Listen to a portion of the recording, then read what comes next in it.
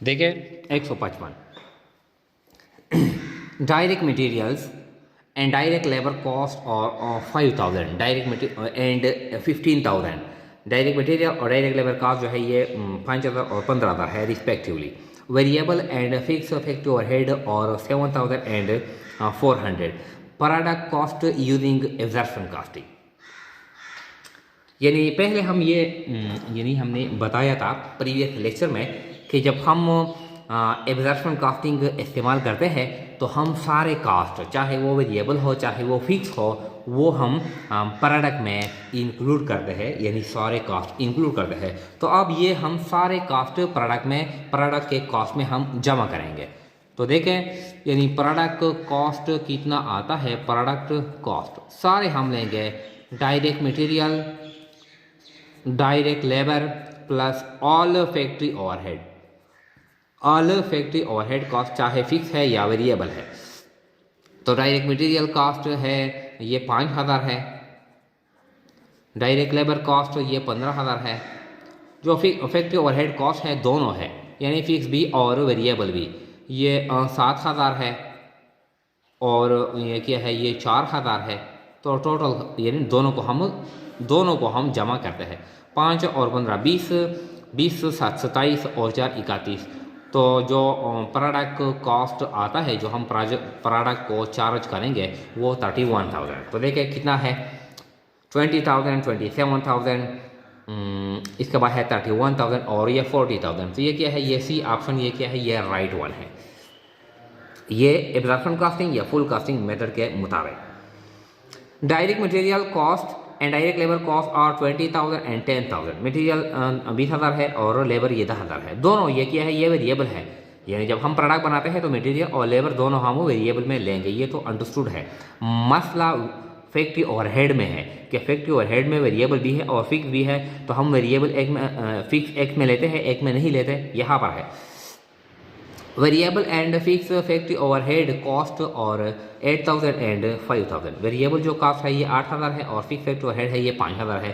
तो product cost है using marginal costing. ये भी आसान है, जब हम मार्जिनल कॉस्टिंग इस्तेमाल करते हैं तो प्रोडक्ट कॉस्ट में हम क्या लेंगे, हम direct material, direct labour plus variable factory overhead cost. तो अब देखें डायरेक्ट मटेरियल है 20000 और डायरेक्ट लेबर है 10000 और वेरिएबल कॉस्ट है फैक्ट्री 8000। तो 20000 जमा 10000 जमा 8000। हम फिक्स 5000 नहीं लेंगे। 10 और 20 ये 30000 और 8 ये 38000। प्रोडक्ट कॉस्ट हमारे पास यूजिंग दी मार्जिनल कॉस्टिंग और कंट्रीब्यूशन कॉस्टिंग 38000। 30000, 35000, 38000 और ये 43000। तो ये क्या आता है, C option is right one. फिर कहता है 157 के prime cost is ₹46,000। Prime cost 40000 है। Variable factory overhead cost is ₹10,000। Variable जो फैक्ट्री ओवरहेड कॉस्ट है ये 10000 है and fix factory overhead cost is 28000, ये 28000 है। यानी प्राइम कास्ट इसमें ऑलरेडी मटेरियल और लेबर, यानी प्राइम कास्ट ये मटेरियल और लेबर का कास्ट है, कंबाइन कास्ट है। During the month 14000 units produce, unit cost using direct casting. ये थोड़ा सा इसमें वर्किंग है, यानी इसने बताया कि हमारे पास यानी यूनिट कॉस्ट ये मांगता है जो प्राइम कॉस्ट है, प्राइम कॉस्ट ये कितना है, ये 44000 कितना है, ये 44000 है। इसके साथ हम variable factory overhead, variable factory overhead cost हम जमा करते हैं। वेरिएबल फैक्ट्री ओवरहेड कॉस्ट यहाँ पर है 10000 और फिक्स 28000 है। वेरिएबल हम 10000 हम जमा करते हैं, यहाँ पर 10000 हमने जमा कर लिया। तो टोटल जो प्रोडक्ट कॉस्ट आ गया ये कितना आ गया, 54000 आ गया, 54000। फिक्स कॉस्ट इसके साथ हमें जमा नहीं करता है क्योंकि यहाँ पर मार्जिनल कॉस्टिंग रिक्वायर्ड है। मार्जिनल कॉस्टिंग मेथड यहाँ पर इस्तेमाल हुई है।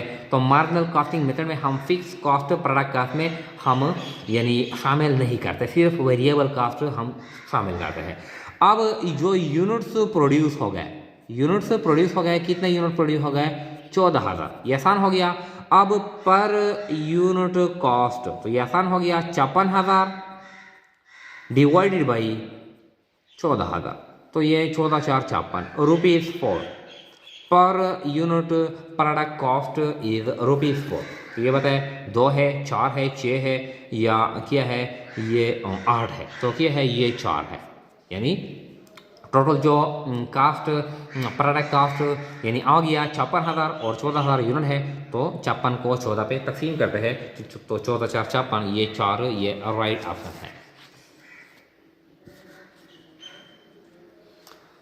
इसके बाद है 158 टोटल वेरिएबल मैन्युफैक्चरिंग कॉस्ट। जो टोटल वेरिएबल मैन्युफैक्चरिंग कॉस्ट है 20,000, टोटल वेरिएबल मैन्युफैक्चरिंग कॉस्ट 20,000 है। मतलब यह है कि इसमें मटेरियल भी है, इसमें लेबर भी है और इसमें वेरिएबल फैक्ट्री ओवरहेड कॉस्ट भी है।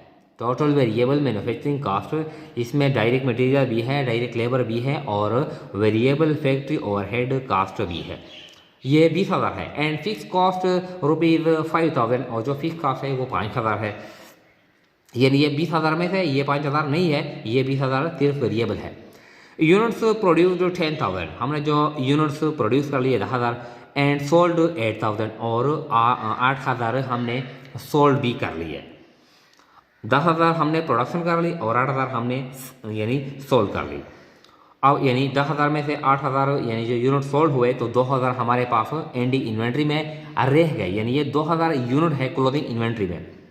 Value of closing stock using marginal costing, अब जो 2,000 यूनिट रह गए, इसका जो टोटल जो वैल्यू है, जो टोटल कॉस्ट है, जो हम क्लोजिंग स्टॉक में रिकॉर्ड करते हैं, यह टोटल वैल्यू यानी कितनी है, ये आप कैलकुलेट कर लें।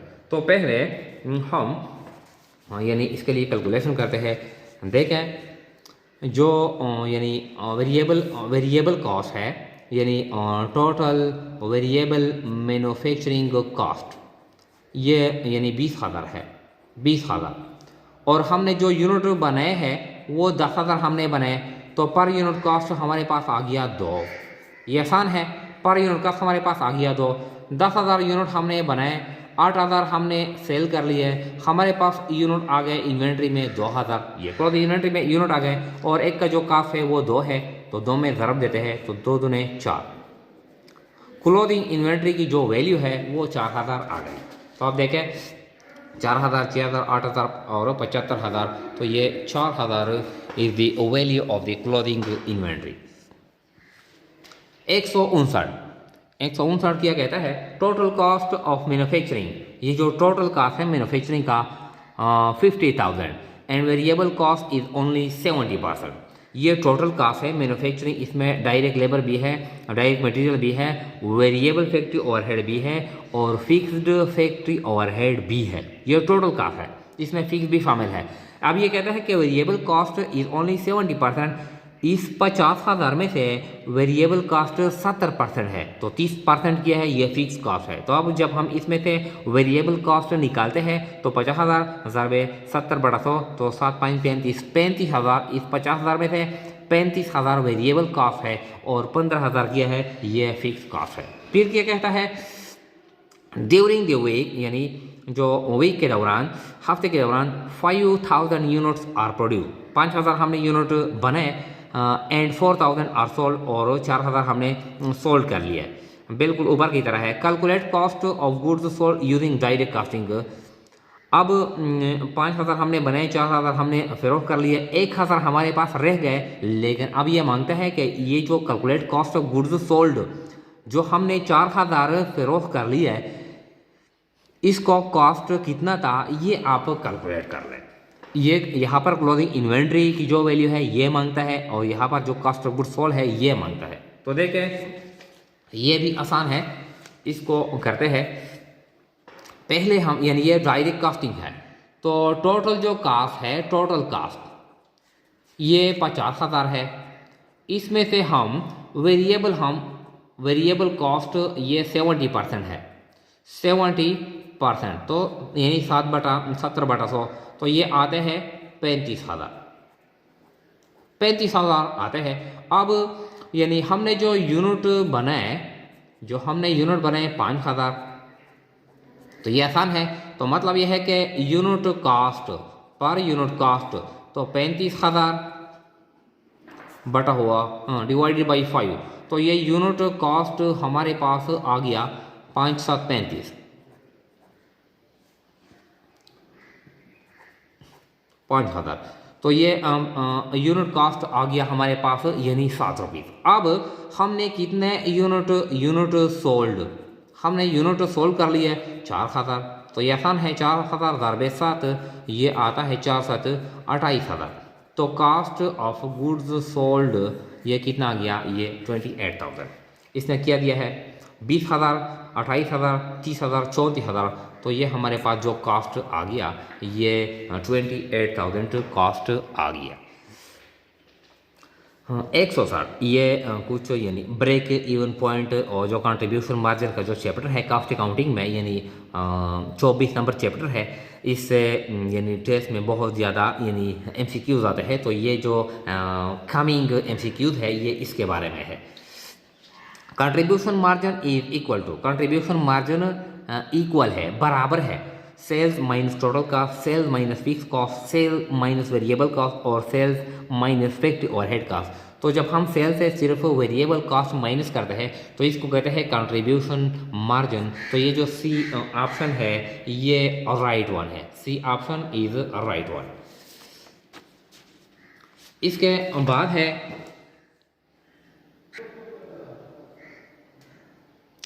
एक सौ इकसठ, break even point is equal to, break even point यानी जिस पे हम ना तो मुनाफा कमाते हैं ना नुकसान करते हैं, सेल प्राइस और जो हमारा जो टोटल जो कास्ट प्राइस है वो बराबर होता है, एक्सपेंसिव और कास्ट ये सेल ये सारे बराबर होते हैं। तो इसको कहते हैं break even point.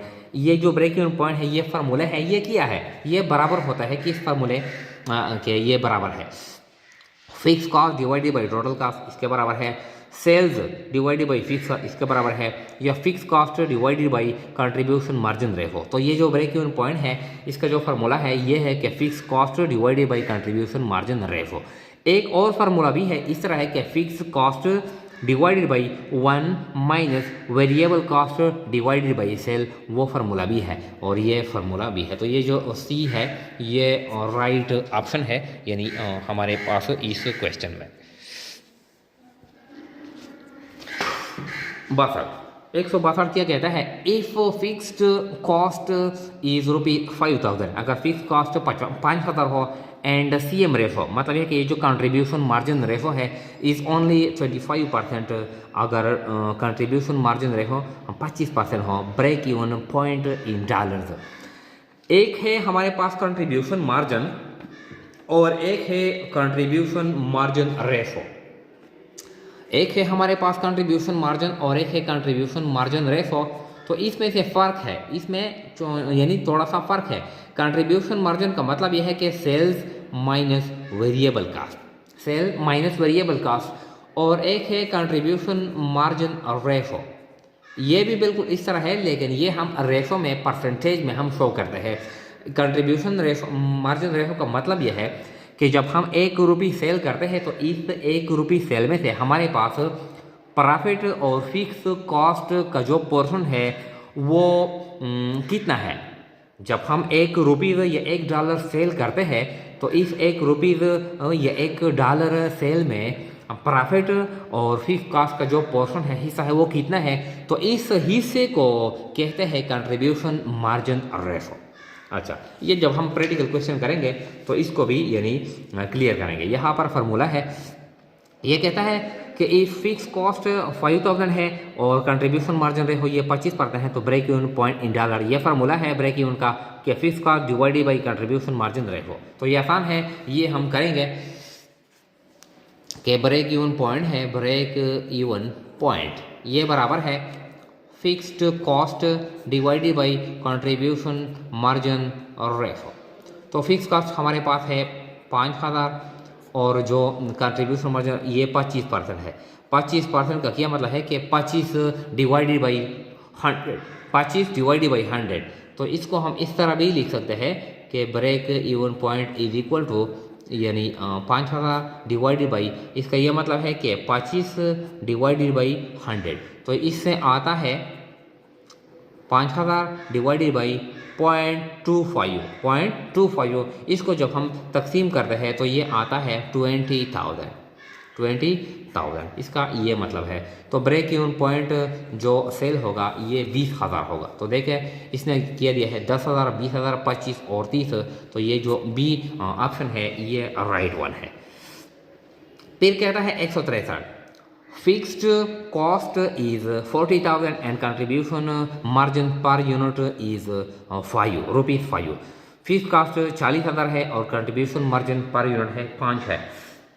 Break even point in units, तो ये भी बिल्कुल ये भी आसान है, यानी जो ब्रेक इवन पॉइंट हम मालूम करते हैं यूनिट में, तो हम ये जो फार्मूला है फिक्स्ड कॉस्ट डिवाइडेड बाई ये इस तरह, इसमें स्टूडेंट कंफ्यूज होते हैं, divided by contribution margin per unit, तो फिक्स कॉस्ट हमारे पास है यानी कितना है, ये 40,000 है।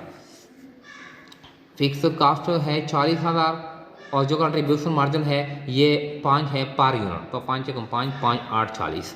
तो break even point in units, यानी हम कितने यूनिट फेरोफ्ट करेंगे जिस पे हमारा जो रेवेन्यू है और जो कॉस्ट है वो यानी बराबर होंगे, ना हम मुनाफा कमाएंगे या नुकसान करेंगे।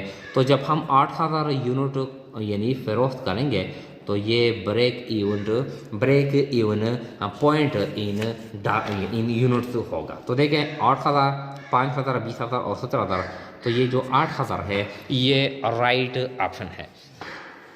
164, in break even point chart sales और रिप्रेजेंटेड ऑन, तो ये सेल्स हम रिप्रेजेंट करते हैं number A on X axis, Y axis and X and Y axis या ऑल ऑफ द अबव। तो ये चार्ट देखें, ये चार्ट इस तरह होता है break even point chart, break even point chart इस तरह होता है, ये इस तरह चार्ट होता है। तो यहाँ पे हम रिकॉर्ड करते हैं कॉस्ट यानी वेरिएबल कॉस्ट और फिक्स ये रिकॉर्ड करते हैं। यहाँ पर हम रिकॉर्ड करते हैं यूनिट सोल्ड भी हम रिकॉर्ड करते हैं और हम सेल्स रेवेन्यू भी हम रिकॉर्ड करते हैं।